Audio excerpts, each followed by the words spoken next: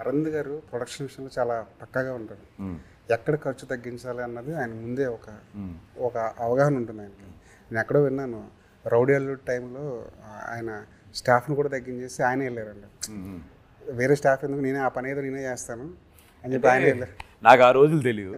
ఈ రోజులు అయితే మాత్రం అరవింద్ గారు ప్రొడక్షన్ కాంప్రమైజ్ అవ్వడు ఆయన.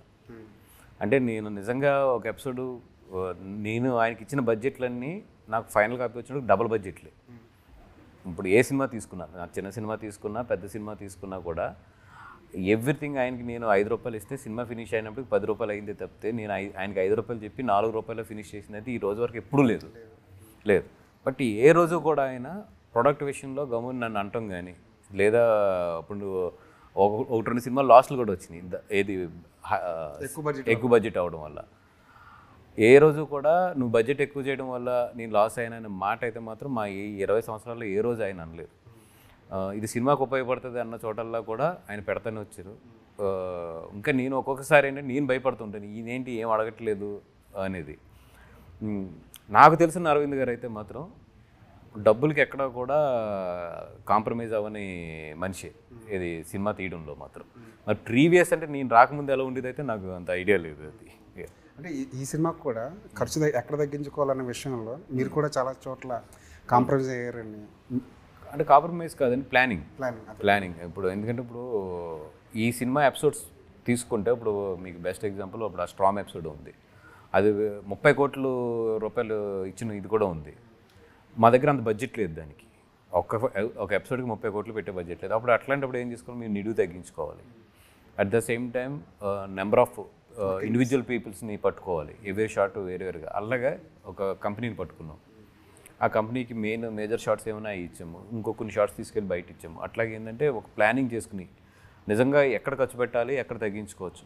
అట్లాగే ఏంటంటే నాకున్న సీజీ గ్రిప్తో కానీ వీటితో కానీ స్టనర్స్ కానీ ఫ్యాంటమ్ కంపెనీ కానీ ఇవన్నీ కూడా మాకు బాగా సపోర్ట్ చేసినాయి. అంటే వాళ్ళు కూడా ఎపిసోడ్స్ లైక్ చేసి వాళ్ళు కూడా ఓకే మాకు కూడా ఒక షోరీల్ కింద ఉపయోగపడుతుంది ఎపిసోడ్ చేస్తే అని చెప్పి వాళ్ళు కూడా they come down the cost చేసి మొత్తానికి ఏంటంటే అచీవ్ అవ్వగలిగాము. కొన్ని మేము చేయలేని ఏంటంటే స్కేల్ తగ్గించుకున్నాం కానీ ఎమోషన్ మాత్రం ఎక్కడ కట్ చేయలేదు. అది ప్రొడక్షన్ విషయంలో అరవింద్ గారికి మీకు ఉన్న సారూప్యం ఏంటి? మీరిద్దరు ఏ విషయంలో ఒకేలా ఆలోచిస్తారు, ఏ విషయంలో వేరువేరుగా ఆలోచిస్తారు? అంటే మా ఇద్దరికి ఒకటేనండి, సినిమా బాగుండాలి, దానికి ఇంకో ₹1 పెట్టవలసి వస్తే పెడతాం. మాకు సినిమా డైరెక్టరు మేమందరం హ్యాపీగా ఫీల్ అయ్యి ఎస్ బాగుంది అనే వరకు మాత్రం చేస్తూనే ఉంటాం. అది మా ఇద్దరి మధ్యలో ఉన్న ఒక ఇది. అంటే డైరెక్టర్ ఎస్ ఇంకా చాలు సార్ నాకు ఈ సినిమా అనే వరకు అయితే మాత్రం we always encourage the director. అది మా ఇద్దరిలో ఉన్న కామన్ క్వాలిటీ. అది మా ఇద్దరిలో వచ్చి డిఫరెన్స్ ఎక్కడ ఉంటుందంటే ప్లానింగ్ దగ్గర మాత్రం ఇద్దరం కొంచెం డిఫరెంట్ పీపుల్.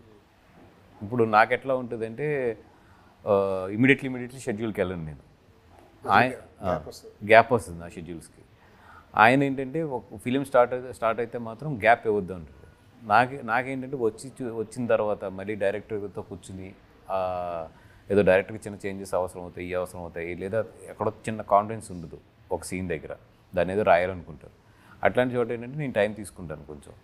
అరవింద్ గారు ఏంటంటే ఇవన్నీ ముందే చూసుకోవాలి కదా నువ్వు, ఇక్కడ మా ఇద్దరికి ఎప్పుడు పడుతూ ఉంటుంది ఎందుకు డిలే అవుతుంది అనేది.